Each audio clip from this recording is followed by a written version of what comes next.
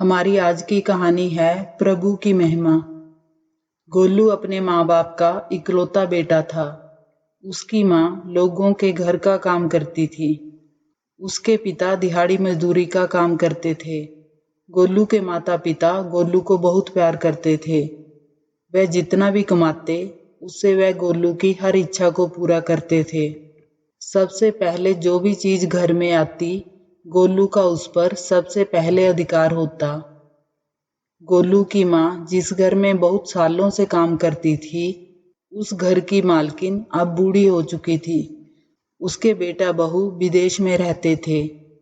गोलू की माँ उसके घर का सारा काम करती थी।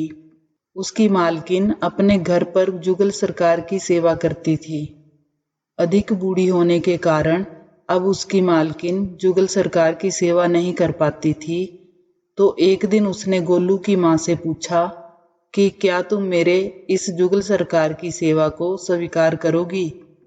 गोलू की माँ, जो कि काफी सालों से उसके घर का काम कर रही थी और वह अपनी मालकिन को जुगल सरकार की सेवा करते हुए देखती थी, तो उसकी भी पूरी श्रद्धा जुगल सरकार के प्रति थी। उसने जल्दी जल्दी से बोला, हाँ माँ जी, क्यों नहीं। यह तो मेरा सौभाग्य होगा जो ठाकुर जी और किशोरी जी की सेवा मुझे प्राप्त होगी। मैं तो धन्य हो जाऊंगी। मालकिन ने कहा कि सोच लो, इनकी सेवा बहुत कठिन है। इनको भोग लगाना, स्नान कराना, नए नए वस्त्र पहनाना, क्या तुम कर लोगी। उसने कहा, हाँ हाँ माँ जी, क्यों नहीं, मुझे स्वीकार है। आप मुझे सेवा दे सकते हैं।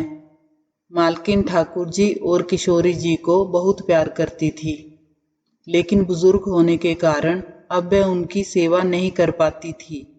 इसलिए उसने बड़ी मजबूरी में भरी आंखों से किशोरी जी और ठाकुर जी को गोलू की माँ की झोली में डाल दिया और कहा कि आज से इनकी सेवा करना तुम्हारी जिम्मेदारी होगी। ये मेरे घर का सबसे बड़ा खजाना है। आज से ये खजाना तुम्हारा हुआ। गोलू की माँ खुशी से झूमने लगी और घर आकर उसने एक साफ चौकी पर कपड़ा बिछाकर जुगल सरकार को स्थापित किया। तभी बाहर से गोलू भागा भागा अंदर आया और वह माँ से पूछता है कि माँ, ये कौन है? क्या ये हमारे घर मेहमान आए हैं? उसकी माँ बोली कि बेटा, ये मेहमान नहीं हैं, ये हमारे घर के मालिक हैं, ये हमारे ईश्वर हैं। आज से यह हमारे घर पर ही रहेंगे। गोलू हैरान होकर ठाकुर जी और किशोरी जी की ओर तिरछी नजरों से देखने लगा कि ये ईश्वर कैसे हो सकते हैं, ये घर के मालिक कैसे हो सकते हैं।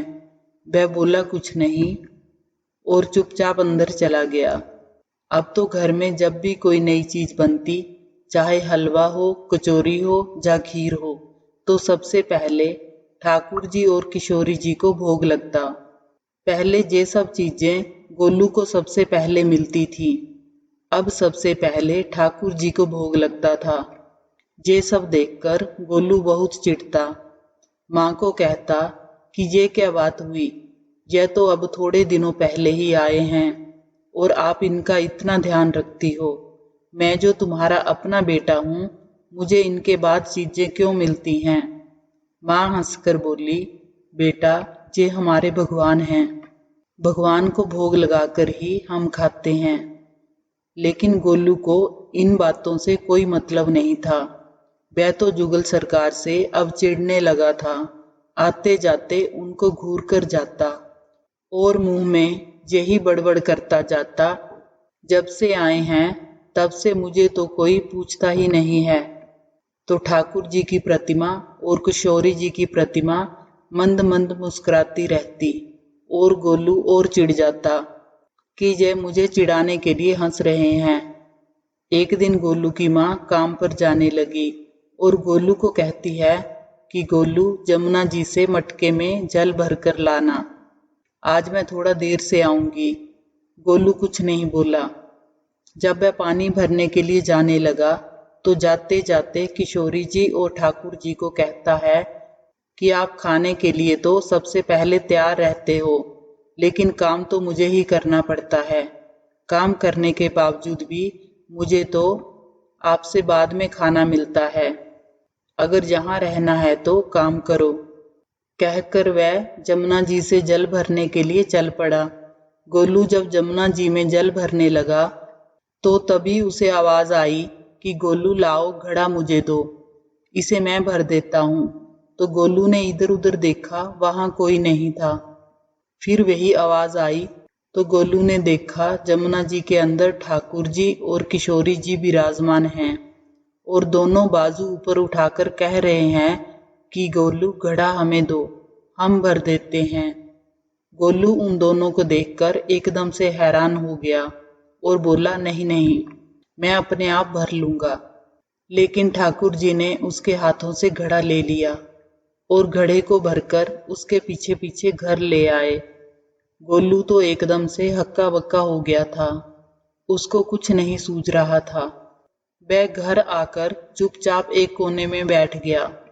अब वह इस बात के लिए भी डर रहा था कि अगर माँ को पता लगा कि मैंने ठाकुर जी और किशोरी जी से काम करवाया है तो आज तो मेरी पिटाई पक्की होगी। जब उसकी माँ घर आई तो उनके आते ही गोलू बोला, माँ मैंने इनको पानी भरने के लिए नहीं कहा था, ये खुद ही मेरे पीछे पीछे आ गए थे। अब देखो गीले कपड़ों में बैठे हुए हैं। तो गोलू की माँ ने जब किशोरी जी और ठाकुर जी को गीले कपड़ों में देखा तो एकदम से हैरान हो गई और कहने लगी कि ये जरूर तुम्हारी शरारत है, तूने जरूर इन पर पानी डाला है और अब बातें बना रहा है। गोलू ने अपनी माँ को समझाने का बहुत प्रयास किया, लेकिन माँ ने उसको डांट कर चुप करा दिया और ठाकुर जी के बस्तर को बदलने लगी। अब तो गोलू को जुगल सरकार पर और भी गुस्सा आया।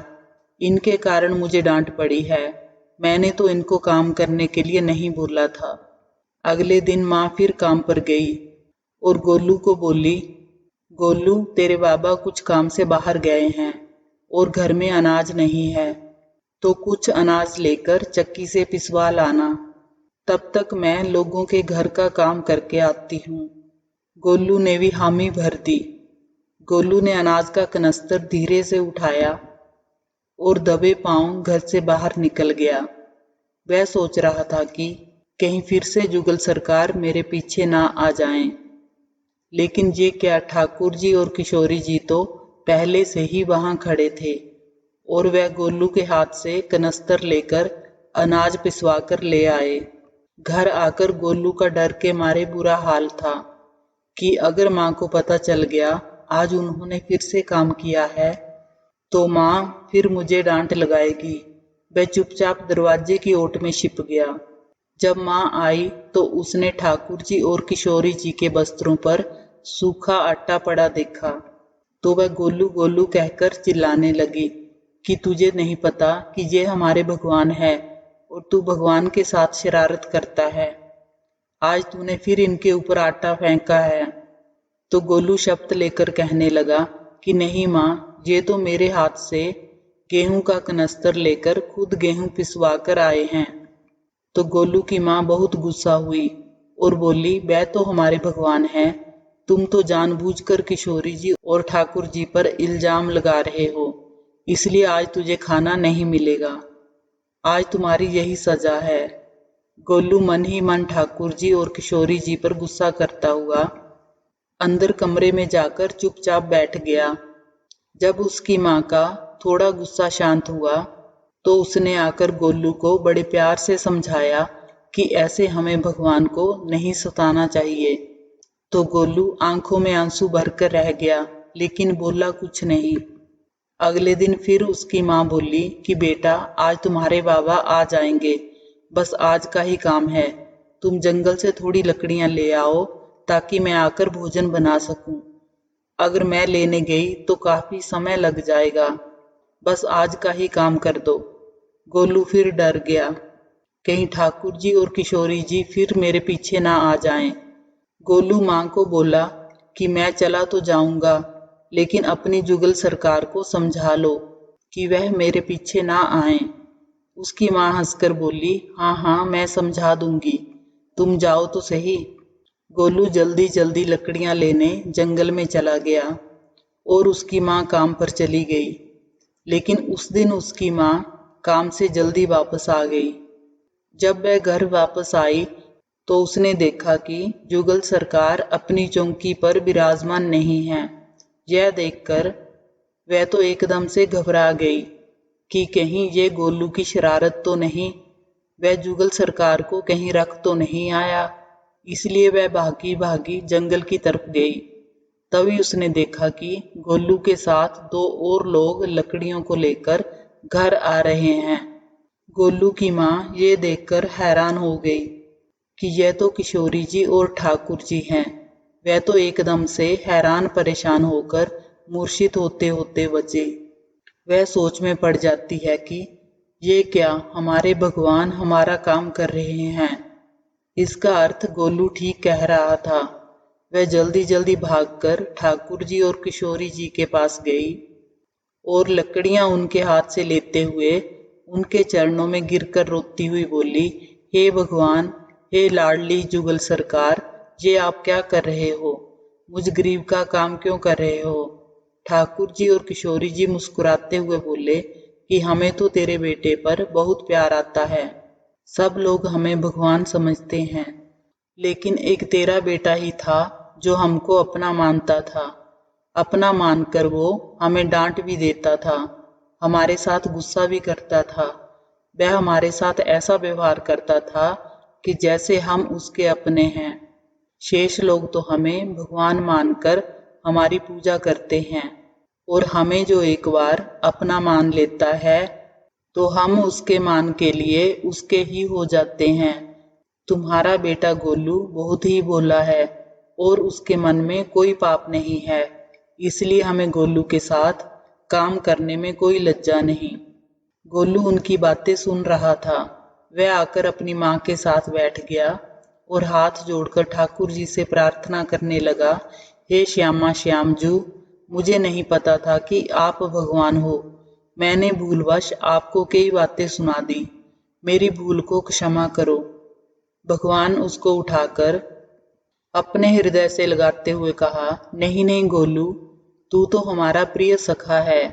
तुम जैसे भोले वाले भक्त हमें बहुत प्रिय हैं। पापी और दुराचारी लोगों से तो दुनिया भरी पड़ी है। तुम जैसे लोग तो इस दुनिया में कम ही हैं। ठाकुर जी और किशोरी जी उनके घर में ईश्वर के रूप में ना रहकर उनके घर का सदस्य बनकर रहने लगे। हमें भी ठाकुर जी और किशोरी जी की ऐसी भक्ति करनी चाहिए ताकि वह हमारे ईश्वर न बनकर हमारे परिवार का हिस्सा बन जाएं। ठाकुर जी हमें भी ऐसी सद्बुद्धि देना कि आपकी कृपा हम पर सदा बनी रहे। आपको ये कहानी अच्छी लगी हो तो वीडियो को लाइक करें, चैनल को सब्सक्राइब करें। धन्यवाद।